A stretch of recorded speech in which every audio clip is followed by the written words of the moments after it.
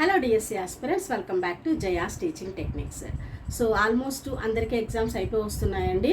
So ఇక next మీ యొక్క పని ఏంటంటే ఏ సర్టిఫికేట్స్ అన్నిటిని మీరందరూ కలెక్ట్ చేసి పెట్టుకోవాలి, అంతే కదా. సో ఆఖరి ఘట్టానికి ఆల్మోస్ట్ మనం చేరుకున్నట్లే. కాబట్టి ఎందుకంటే రేపు మెరిట్ లిస్ట్ అనౌన్స్ చేసిన తర్వాత అప్పటికప్పుడు మీకు సర్టిఫికేట్స్ అన్ని కలెక్ట్ చేసుకోవాలంటే కొంచెం ఇబ్బంది అవుతుంది, సమయానికి అవి రాకపోవచ్చు. కాబట్టి అలా సర్టిఫికేట్స్ సరిగ్గా లేవనుకోండి, రేపు సర్టిఫికేట్ వెరిఫికేషన్ అప్పుడు వాళ్ళు పెండింగ్లో పెడతారు, మీకు తర్వాత చూస్తాం పక్కన పెడతారనమాట. సో అలాంటి ఇబ్బంది మీరు ఫేస్ చేయకూడదని నేను ఏ సర్టిఫికేట్లు కావాలి లిస్ట్ అంతా మీకు చెప్తాను, నోట్ చేసుకుని వాటిని రెడీగా పెట్టుకోండి. నాకు తెలిసి ఇప్పటికీ చాలామంది అందరూ రెడీ చేసి పెట్టుకునే ఉంటారు, కాకపోతే మరొకసారి గుర్తు చేయాలని మీకు చెప్తున్నాను. ఎందుకంటే అనుకోవచ్చు మీరందరూ, మేడం మాకు వస్తుందా పెడుతుందా, మాకు చాలా తక్కువ మార్కులు వచ్చాయి, ఇప్పుడు ఎందుకులేండి సర్టిఫికేట్లు గొడవ ఇవన్నీ అనుకుంటారు. కానీ ఎవరికి వస్తుందో ఎవరికి రాదో అనేది ఫేట్. సో దాన్ని మనం ఇప్పుడు గెస్ చేయలేమండి. సో మనకి రాసి పెట్టే అదృష్టం ఉంటే తక్కువ మార్కులు వచ్చినా సరే రావచ్చు.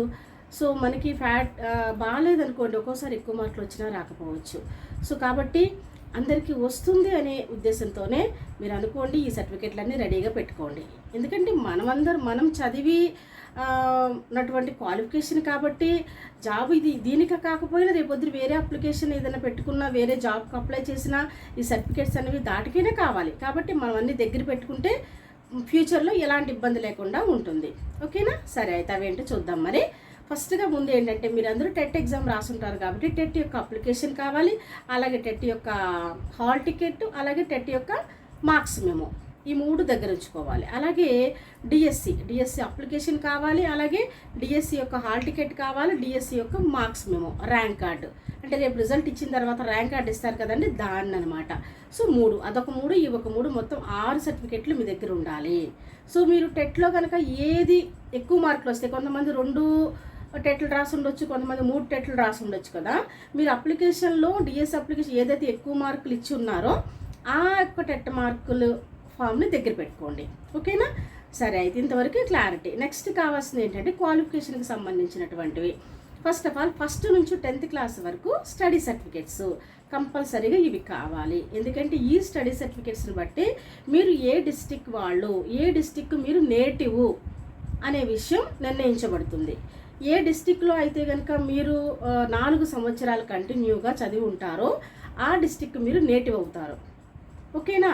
సో మీరు దాన్ని గుర్తుంచుకోండి. ఓకే, తర్వాత ఇంకా కావాల్సింది ఏంటంటే ఒకవేళ మీకు ఏదైనా స్టడీ సర్టిఫికేట్ దొరకకపోతే, అంటే మీరు చదివిన స్కూల్ క్లోజ్ అయినా, అంటే కొన్ని ప్రైవేట్ స్కూల్స్ ఏంటంటే క్లోజ్ అవుతూ ఉంటారు రికగ్నిషన్ లేక వాటి మూలంగా. సో మరి అలాంటప్పుడు స్టడీ సర్టిఫికేట్ పొందాలి అంటే కొంచెం ఇబ్బంది. కాబట్టి అలాంటప్పుడు మీరు రెవెన్యూ ఆఫీస్లో గ్యాప్ సర్టిఫికేట్ అని చెప్పి రెసిడెన్స్ సర్టిఫికేట్ని అప్లై చేసుకోండి. అంటే మీరు ఈ జిల్లా వాళ్ళమే, మేము ఇక్కడే చదువున్నాము కానీ ఆ స్కూల్ క్లోజ్ అయిందని ఒక విషయంతో మీకు ఒక రెసిడెన్స్ సర్టిఫికేట్ అనేది ఇవ్వటం జరుగుతుంది. కాబట్టి అది మీకు సరిపోవచ్చు. లేదా ఏ స్కూల్ అయినా మూసివేస్తే మీరు ఆ కన్సర్న్ స్కూల్కి సంబంధించిన రికార్డులు ఆ పక్కనున్న స్కూల్ వాళ్ళకి కానీ లేదా ఆ మండల ఎంఈఓ గారి దగ్గర కానీ చెప్తారు. కాబట్టి అక్కడికి వెళ్ళైనా మీరు స్టడీ సర్టిఫికేట్ని పొందవచ్చు. కాబట్టి కంగారు పడొద్దండి. Next SSC certificate. ఇది ఇందులో ఉన్నటువంటి డేట్ ఆఫ్ బర్త్ని బట్టి మీకు రేపొద్దున పోస్ట్ అనేది నిర్ణయించబడుతుంది. సో ఈ డేట్ ఆఫ్ బర్త్ మీకు కన్సర్న్గా తీసుకోబడుతుంది. కాబట్టి ఒకసారి ఒకే మార్కులు సేమ్ పాయింట్తో సహా ఇద్దరికి సమానంగా రావచ్చు. అలాంటప్పుడు ఏం చేస్తారంటే ఈ డేట్ ఆఫ్ బర్త్ ఆధారంగానే ఎవరు ముందు వెనక అనేది నిర్ణయించడం జరుగుతుంది. కాబట్టి ఎస్ఎస్సి సర్టిఫికేట్, ఆ తర్వాత ఇంటర్మీడియట్ మార్క్స్ మెమో, అలాగే ప్రొవిజనల్, ఆ తర్వాత డిగ్రీ యొక్క మార్క్స్ మెమో, అలాగే ప్రొవిజనల్, ఇవి. ఆ తర్వాత మీరు టీటీసీ చదివినట్లయితే టీటీసీ యొక్క మార్క్స్ మెమో, ప్రొవిజనల్. ఆ తర్వాత బీఎడ్ చదివితే బీఎడ్ యొక్క మార్క్స్ మెమో, అలాగే ప్రొవిజనల్. సో ఇంతవరకు క్లారిటీ కదండి. మీరు ఒకవేళ పీజీ చదువుంటే ఏదన్నా ఎంఏ తెలుగు ఇలాంటి వాటి యొక్క మార్క్స్ మెమో, అలాగే వాటి ప్రొవిజనల్స్ ఇంతవరకు కావాలి. అయితే ఇంకేంటంటే కొంతమంది కాన్వకేషన్ సర్టిఫికేట్ కావాలి, డిగ్రీ కాన్వకేషన్ అంటున్నారు. అంటే మేము చదువుకున్నప్పుడు దాన్నే ఓడి అనేవాళ్ళము, ఇప్పుడు కాన్వకేషన్ అంటున్నారు. సో మీరు అది అంత కంపల్సరీ అయితే కాదండి, మా అప్పుడు కూడా అంత కంపల్సరీ కాదు, అంతగా అడగలేదు. మీకు కావాల్సిందల్లా మార్క్స్ మేము ప్రొవిజన్ ఉంటే సరిపోతుంది.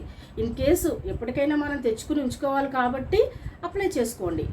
పోస్ట్ ద్వారా అయితే ఒక 45 days అలా పడుతుంది. లేదు మేము తెచ్చుకోగలం యూనివర్సిటీకి వెళ్ళి అంటే డైరెక్ట్గా యూనివర్సిటీకి వెళ్ళైనా సరే మీరు మనీ కట్టి తెచ్చేసుకోవచ్చు. ఎందుకంటే అది లేట్ చేసిన కొద్దికి ఫైన్ పడుతూ ఉంటుంది ఈ ఓడి సర్టిఫికేట్కి. కాబట్టి తొందరగా తెచ్చుకోవడం బెస్ట్ కదా. సో కానీ అదంతా కంపల్సరీ అయితే కాదండి. మార్క్స్ మేము ప్రొవిజనల్స్ వరకు ఉంటే సరిపోతుంది. ఓకే. ఆ తర్వాత ఇంకొక విషయం ఏంటంటే క్యాస్ట్కి సంబంధించి కదా, రిజర్వేషన్ ఉన్నట్లయితే క్యాస్ట్ సర్టిఫికేట్ అనేది ఖచ్చితంగా కావాలి. సో మీరు ఏ క్యాస్ట్ వాళ్ళైనా సరే, మీరు బీసీ అయితే బీసీ సర్టిఫికేట్స్, అలాగే ఎస్సీ సర్టిఫికేట్, ఎస్టీ సర్టిఫికేట్, మీకు ఏ రిజర్వేషన్ కోటా ఉన్నా సరే క్యాస్ట్ సర్టిఫికేట్ దగ్గర పెట్టుకోండి. అది మరి పాతది మీరు ఉంచుకోవద్దు. రీసెంట్గా ఒక 6 months బ్యాక్ ముందు ఏదన్నా అప్లై చేస్తుంటే దాన్ని ఉంచుకోండి. ఎందుకంటే ఇప్పుడు సచివాలయంలో కానీ మీ సేవలో కానీ అప్లై చేసినటువంటి వెంటనే ఇచ్చేస్తున్నారు వారం 10 రోజుల్లోనే. కాబట్టి అప్లై చేసుకోండి, వాటిని రీసెంట్గా ఉన్న వాటిని తీసుకోండి. ఓకే. ఆ తర్వాత రెసిడెన్స్, అలాగే నేటివిటీ సర్టిఫికెట్ మీకు ఇచ్చే క్యాస్ట్లోనే ఈ 3 కలిపి వస్తుంది. కాబట్టి అది సరిపోతుంది మ్యాక్సిమం. క్యాస్ట్, నేటివిటీ, రెసిడెన్స్ అని 3 ఇస్తారు కదా అందులోనే. సో అది సరిపోతుంది. ఆ తర్వాత ఇంకొకటి ఏంటంటే మీరు కనుక బీసీ వాళ్ళైతే క్రిమీ లేయర్ సర్టిఫికేట్ అనేది అడుగుతారు. సో ఓబీసీ సర్టిఫికేట్ అని అది ఇంకోటి ఉంటుంది. అది ఎప్పుడు ఓబీసీ అనేది మీరు సెంట్రల్ గవర్నమెంట్ ఎగ్జామ్స్ ఏమైనా రాస్తున్నప్పుడు వాళ్ళకి ఓబీసీ సర్టిఫికేట్ చూపించాల్సి ఉంటుంది. ఇప్పుడైతే ఓబీసీకి అవసరం లేదు. కానీ క్రిమీ లేయర్ అంటే ఏంటంటే బీసీ వాళ్ళైతే కనుక దీన్ని అప్లై చేసుకోండి. రెవెన్యూ ఎంఆర్ఓ ఆఫీస్లో ఇచ్చేస్తారు, అది కూడా వెంటనే మీకు ఇచ్చేస్తారు. సో అదొకటి ఉంచుకోండి. ఆ తర్వాత స్పెషల్గా ఎవరైతే అప్లై చేస్తారంటే స్పెషల్ క్యాండిడేట్స్ ఉంటారు కదండి, ఎక్స్ సర్వీస్ మెన్ కోటా వాళ్ళు ఉన్నారనుకోండి, మీరు ఎక్స్ సర్వీస్ మెన్ కోటాకు సంబంధించిన సర్టిఫికేట్ ఒకటి పెట్టుకోండి. అలాగే పిహెచ్ వాళ్ళు, ఫిజికల్లీ హ్యాండిక్యాప్డ్ వాళ్ళు ఏంటంటే సదరన్ సర్టిఫికేట్ ఉంచుకోవాలి. పీడబ్ల్యూడీ సర్టిఫికేట్ ఉంటుంది కదా, దాన్ని కంపల్సరీ పెట్టుకోండి. ఎందుకంటే మాకు వస్తుందా రాదా అనే ఇదిలో ఉండకుండా ఆ సర్టిఫికేట్ అనేది మీ దగ్గర ఉండటం అనేది చాలా ఉపయోగము. సో అప్పటికప్పుడు రేపు మెరిట్ లిస్ట్లో పేరు వచ్చాక తెచ్చుకోవాలంటే అప్పుడు లేట్ అవుతుంది కదా, కంగారు అవుతుంది. కాబట్టి ఈలోపే మీరు రెడీగా ఉంచుకోండి. అలాగే స్పోర్ట్స్ కోటాలో ఉంటే కనుక స్పోర్ట్స్కి సంబంధించినటువంటి ఆ సర్టిఫికేట్ కూడా ఉంచుకోండి. అలాగే ఇంకొకటి ఏంటంటే ఎవరైనా ఇన్ సర్వీస్లో ఉండి ఈ డిఎస్సి ఎగ్జామ్ రాస్తూ ఉన్నట్లయితే, ఇన్ సర్వీస్ అంటే ఎవరైనా ఇప్పుడు for example DSC SGT job చేస్తూ ఉంటారు, స్కూల్ అసిస్టెంట్కి అప్లై చేస్తారు. వీళ్ళు ఏంటంటే ఎన్ఓసి సర్టిఫికేట్ తెచ్చుకోవాలి. మండల ఎంయూ ఆఫీస్ నుంచి ఫస్ట్ అప్లై చేయాలి. నేను ఇలాగా డిఎస్సికి అప్లై చేస్తున్నాను స్కూల్ అసిస్టెంట్కి అని చెప్పి. సో వాళ్ళు ఒక లెటర్ని డిఈఓకి పంపిస్తారు. డిఈఓ దగ్గర నుంచి ఒక పర్మిషన్ లెటర్ అనేది వస్తుంది. సో మీరు ఆ విధంగా ఎగ్జామ్ రాసుకోవాల్సి ఉంటుంది. సో కనీసం ఇప్పుడైనా మీరు రాసున్నట్లయితే డిఎస్సి అప్లై చేసుకోండి, వాళ్ళు మీకు పర్మిషన్ లెటర్ ఇస్తారు. దాని మూలంగా మీకు రేపొద్దున స్కూల్ అసిస్టెంట్ వచ్చిందనుకోండి, ఈ ఎస్జిటికి సంబంధించిన సర్వీస్ అనేది మీకు యాడ్ అవుతుంది. అలాగే వేరే సచివాలయం జాబులు కానీ ఇంకా ఏదన్నా చేస్తూ ఉన్నట్లయితే కనుక అక్కడ కూడా మీరు ఇన్ సర్వీస్ సర్టిఫికేట్ అంటే ఎన్ఓసి సర్టిఫికేట్ అథారిటీ నుంచి మీరు తెచ్చుకోండి. ఓకే. ఇంకా ఏంటంటే క్యాస్ట్ సర్టిఫికేట్కి సంబంధించి మామూలుగా అందరూ ఎవరి క్యాస్ట్కి సంబంధించిన సర్టిఫికేట్ వాళ్ళు తీసుకుంటారు. అయితే ఎవరైనా సరే ఇంటర్ క్యాస్ట్ మ్యారేజ్ చేసుకున్నట్లయితే, సో మీ యొక్క ఇంటర్ క్యాస్ట్ మ్యారేజ్ హస్బెండ్ది మీకు ఇప్పుడు చెల్లదు. మీ ఫాదర్ ఏ క్యాస్ట్ అయితే అయ్యి ఉంటారో ఆ ఫాదర్ పేరు మీదుగానే మీరు మీ క్యాస్ట్ సర్టిఫికేట్ని తీసుకోవాల్సి ఉంటుంది. అదే మీకు రేపొద్దున ఎగ్జామ్లో సర్టిఫికేట్ వెరిఫికేషన్లో చూపించాల్సి ఉంటుంది. జాబ్కి కూడా మీరు అదే క్రైటీరియాగా తీసుకుంటారు. ఫాదర్ పేరుతోనే మీరు క్యాస్ట్ సర్టిఫికేట్ తీసుకోండి. ఓకేనా. అలాగే ఆధార్ కార్డు కూడా మీరు ఒకవేళ హస్బెండ్ పేరు మార్చేసుకున్నట్లయితే మీరు మ్యారేజ్ సర్టిఫికేట్ని కూడా రెడీగా పెట్టుకోండి. ఎందుకంటే యాక్చువల్గా ఉద్యోగం చేయాలి అనుకునే వాళ్ళు ఆధార్ కార్డు అనేది హస్బెండ్ పేరు మీద పెట్టుకోవాల్సిన అవసరం లేదు. ఏ సర్టిఫికేట్లు కూడా హస్బెండ్ పేరు మీద పెట్టాల్సిన అవసరం లేదు. అన్నీ కూడా ఫాదర్ అనే వస్తుంది, పేరు వస్తుంది, ఫాదర్ ఆఫ్ అనే వస్తుంది. ఇప్పుడు నేనే ఉన్నాను, నా సర్టిఫికేట్స్ అన్నీ మా ఫాదర్ పేరు మీదే ఉంటాయి. ఈవెన్ నా ఆధార్ కార్డు కూడా మా ఫాదర్ పేరు మీదే ఉంటుంది. సో అలాంటి ప్రాబ్లం ఏమీ ఉండదండి.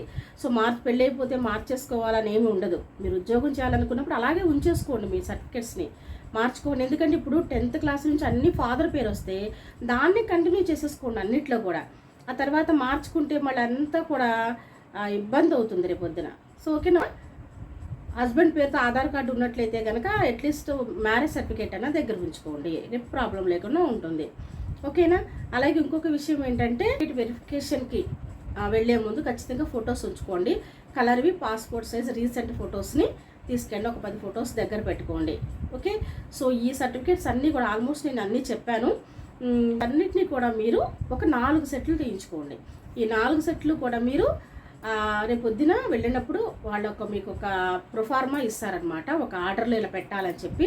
సో మీరు ఆ విధంగా ఆర్డర్లో పెట్టి వాళ్ళకి సబ్మిట్ చేయాల్సి ఉంటుంది. అక్కడికి వెళ్ళిన తర్వాత మీరు కంగారుగా అది ఇదని ఎత్తుక్కుంటూ మీరు కంగారు పడకుండా వాళ్ళే ఒక ప్రొఫార్మా ఇస్తారనమాట. ఆ ప్రొఫార్మా ప్రకారం ఏది దేనికి ఫస్ట్ పెట్టాలి, ఏది సెకండ్ పెట్టాలని చెప్తారు.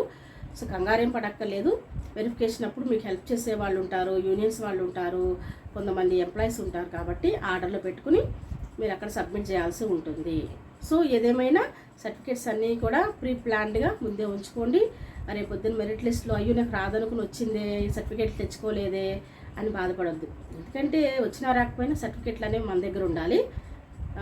తీసుకొచ్చుకుని రెడీగా ఉంచుకుంటారని అనుకుంటున్నాను. సో ఎవరైతే వీడియో చూస్తున్నారో మీ అందరూ కూడా ఈ జాబ్ రావాలని, త్వరలో మీరు కూడా టీచర్ వృత్తిని చేయాలని మనస్ఫూర్తిగా కోరుకుంటున్నాను. ఆల్ ద బెస్ట్ అండి. బాయ్.